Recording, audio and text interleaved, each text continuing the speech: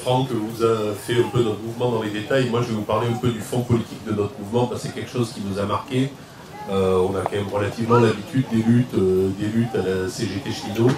Et là, cette lutte a quelque chose de nouveau, c'est qu'elle était préparée depuis longtemps, puisqu'elle était, on avait connu des semi-échecs en 2014-2016 sur différentes réformes à l'intérieur de la SNCF, qui maintenant se sont concrétisées sur la réforme de Macron. Et comme on avait travaillé avec notre fédération CGT des cheminots, Franck l'a dit, on vous incite à aller sur le site internet de la CGT cheminot. Dès que vous ouvrez le site internet de la CGT cheminot, il y a une page flash qui s'affiche, avec 2 documents en téléchargement, la vraie info qu'on a amené en disposition ici, et un document qui s'appelle Ensemble pour le faire, qui est un document de plus de 60 pages, qui explique le projet de système ferroviaire de la fédération CGT des cheminots et des cheminots qui y adhèrent. Et c'est un peu le cœur de mon propos, puisqu'en fait, le fond de notre mouvement, on a vraiment réussi à lancer un mouvement qui était politique. On était très peu sur des sujets purement cheminots. Comme je l'ai déjà dit, en fait, les propositions qu'on a fait dans le cadre d'Ensemble pour le faire, contre la réforme, c'est des propositions de société. C'est vraiment quel type de société on veut. Est-ce qu'on veut répondre à Macron, Philippe et tous les rapports tordus qui ont été faits sur le système ferroviaire, qui parlaient d'argent, qui parlaient de finances, qui parlaient de rentabilité économique. On ne parle dans le ferroviaire que de rentabilité économique. Et pour la CGT, la rentabilité, elle se calcule quand même à l'aune de plusieurs sujets. La rentabilité économique, parce qu'on ne peut pas jeter l'argent public par les fenêtres. On n'a jamais eu ce sujet-là. Mais par contre, ce n'est pas du tout le cœur de nos propositions. Le cœur de notre proposition, c'est la rentabilité sociale, la rentabilité pour un territoire, la rentabilité écologique. Il ne faut pas oublier qu'il y a des dizaines de milliers de morts tous les ans, dont le décès est imputé directement à la pollution atmosphérique. On s'en cache bien, or le train est un moyen de transport écologique. Donc tout ça, c'est quelque chose auquel on doit réfléchir, auquel on doit penser. Et ce changement de société, c'est vraiment quelque chose qui nous a animés. Et je reviens sur un sujet qui me tient à cœur. Le sujet où vous savez qu'on avait été attaqué quand même comme d'immondes privilégiés qui bénéficiaient d'un statut. Il ne faut pas oublier que Macron a envoyé quand même tous ses chiens de garde. Si on avait additionné les milliards des propriétaires des médias qui nous ont attaqués, ça représente sans doute plus que le PIB de la France à eux tous. Et effectivement, ces gens-là nous ont attaqués sur ordre de Macron parce qu'on avait un combat juste, le combat, et entre autres le combat du statut des cheminots. Et il faut bien savoir, quand on parle du combat du statut des cheminots, on ne se bat pas pour garder, même si, en fait, si on se bat pour garder nos facilités de circulation, parce que c'est pas honteux, les droits des travailleurs sont pas honteux, mais à travers ce statut des cheminots, on se bat pour un statut, le statut du salarié, le statut du travailleur, même s'il n'est pas salarié. Et l'importance de se battre contre l'attaque contre notre statut, ben c'est important parce que tous les salariés, je vois sur la banderole du PCF, salariés des services publics. Ben, l'attaque contre le statut du service public, le statut de fonctionnaire, c'est quelque chose qui est au cœur de la politique de Macron. Ensuite, les salariés du privé. Ben, les salariés du privé, ça a été dit dans une intervention tout à l'heure, les salariés du privé, c'est Uber, c'est toutes ces choses-là, c'est le soi-disant travailleur indépendant qui a la joie de pouvoir faire ses 70 heures par semaine pour ramener un peu de sous, d'en faire si possible. Et ça, c'est vraiment quelque chose de super, de pouvoir en faire au black, en ne pas payer de cotisation sociale, en ne pas donner d'argent à la Sécu et à tout ce qui est notre salaire socialisé. Je vois les chômeurs, mettre les chômeurs dans la précarité. Le statut de chômeur, c'est pas un statut enviable, mais il a besoin d'une protection pour sortir de sa précarité. Les retraités, on sait tous ce qu'il en est. Le statut de retraité, il est menacé. Notre statut de retraite, notre système de retraite à la SNCF est fortement menacé, puisque si on n'est plus embauché au statut, nos retraités ils vont perdre tout ce qu'ils ont à la retraite. Le statut des étudiants, moi j'ai une fille qui est étudiante, le statut d'étudiant n'est pas enviable actuellement. Le coût des études, les études ne sont plus gratuites. Et quand on regarde malheureusement la répartition sociale des étudiants en fonction des études, on va être très clair, les étudiants dans les études plutôt renommées sont blancs, issus de la bonne société CSP+. catégorie socio-professionnelle de plus. Bien sûr. Les enfants d'ouvriers n'ont plus accès aux études. Et donc voilà, voilà les choses pour lesquelles on se bat. Et donc pour reprendre un peu le propos de Franck, je vais me recentrer un peu, quand on se bat localement, on a besoin, comme a dit Franck, puisque notre combat, on juge qu'il est politique, on a vraiment besoin de l'appui de tous les politiques. Et là-dessus, on est clair, on est allé voir tous les politiques. C'est-à-dire qu'on est allé voir Géretti, on n'en attendait pas grand-chose, hein. Géretti, donc député de La République En Marche. On est allé voir les représentants départementaux de La République En Marche, on est allé voir les Républicains, on est allé voir le Parti Socialiste, on a rencontré quelquefois le Parti Communiste. Par contre, il y a quelqu'un qui nous a vraiment manqué, c'est les élus locaux. Et les élus locaux, on était encore vendredi en débat public à Tulle, on était la semaine dernière en débat public à Ussel, on a fait des débats publics partout, et les élus locaux, et là je ne vais pas être gentil, hein, parce qu'il y en a sans doute au Parti communiste qui sont concernés, les élus locaux étaient absents et ne se sentent pas concernés. Quand on va voir plus spécifiquement les élus locaux sur une ligne qui est fermée, la ligne de Brive-Limoges par Saint-Thierry, ah, ils pleurent. Hein. Ils pleurent, par contre, quand on leur dit de nous rejoindre au château de Pompadour avec leur écharpe devant la presse, il y avait la presse, il y avait les cheminots, il n'y avait aucun élu local.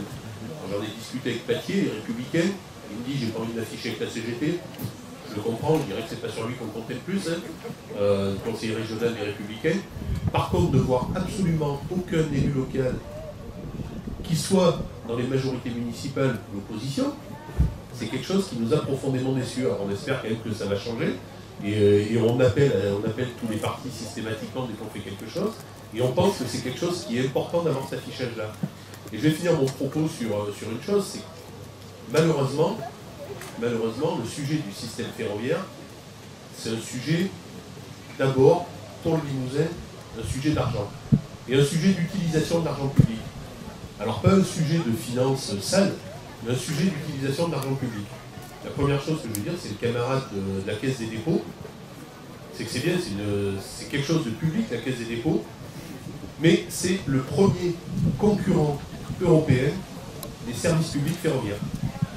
Puisque la Caisse des dépôts est actionnaire principal à 70% des Transdev, avec l'autre moitié la RATP qui ne semble pas être une entreprise du CAC 40, et Transdev utilise à travers toute l'Europe toutes les failles du droit du travail pour faire du transport ferroviaire low cost avec de l'argent public français pour tondre la laine sur le dos des salariés du ferroviaire des compagnies publiques dans tous les pays européens. Et ça, c'est quelque chose qu'on doit dénoncer. Et le film dont parlait Alain, puisque la SNCF, et je ne veux pas dire que l'entreprise SNCF est bien meilleure que la Caisse des dépôts, puisqu'elle est gérée à peu près par les mêmes malfaisants, la SNCF, dans le film dont parlait Alain, la SNCF capte l'argent public des conventions TER, qu'elle surfacture, on le sait tous, elle essaie de gagner de l'argent pour acheter le métro de Boston, les services de bus en Australie, et là aussi, jouer de la concurrence. En Angleterre, le réseau du sud de l'Angleterre, ils ont réussi, malheureusement, malgré la lutte de tous les syndicats européens réunis à travers ETF, ils ont réussi à casser le statut du contrôleur et à faire ce qu'on appelle l'agent seul, c'est-à-dire comme les RER, sur des trains qui ne sont pas des RER, et c'est Keolis, filiale de la SNCF, qui a attaqué ce sujet-là, et qui, entre autres, a quand même tapé 1 million d'euros aux 2 syndicats de l'ETF pour grève illégale, puisqu'ils sont retrouvés à faire 1 million de livres d'amende au tribunal pour grève illégale. Donc voilà quand même nos patrons, ce qu'ils font de l'argent public. Et ça, je pense que c'est aussi le cœur de notre combat, de dire que l'argent public doit être mieux utilisé. L'argent public doit être utilisé au service des citoyens et pas au service de la finance.